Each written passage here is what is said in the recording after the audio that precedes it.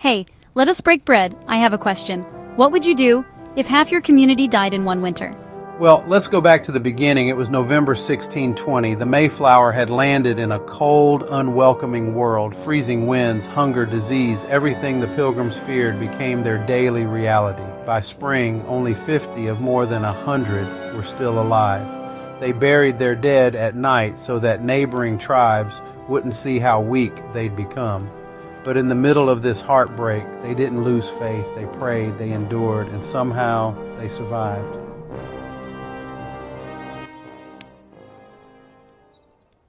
So what actually happens when strangers become your teachers and your friends?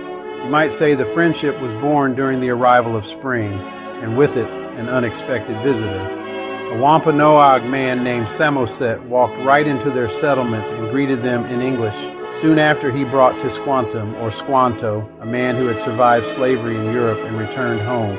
He taught them how to plant corn, catch fish, and live with the land, not against it. And behind them stood Chief Usamaquin, known to the Pilgrims as Massasoit, who made a peace treaty with the settlers. Together they built trust, traded goods, and shared knowledge that would keep both peoples alive.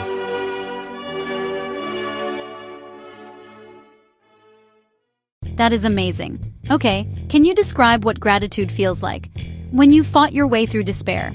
Well, eventually autumn arrived. The harvest was abundant: corn, beans, squash, venison, fish.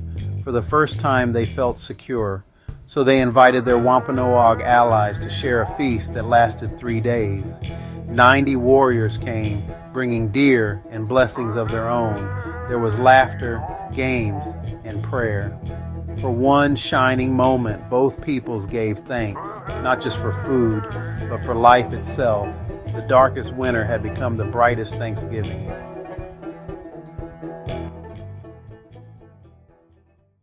But they didn't call it Thanksgiving back then. They would have used a word that stood for struggle and survival, because out of suffering, prayer, faith in God, and friendship, a new tradition was born, and we call that tradition Thanksgiving.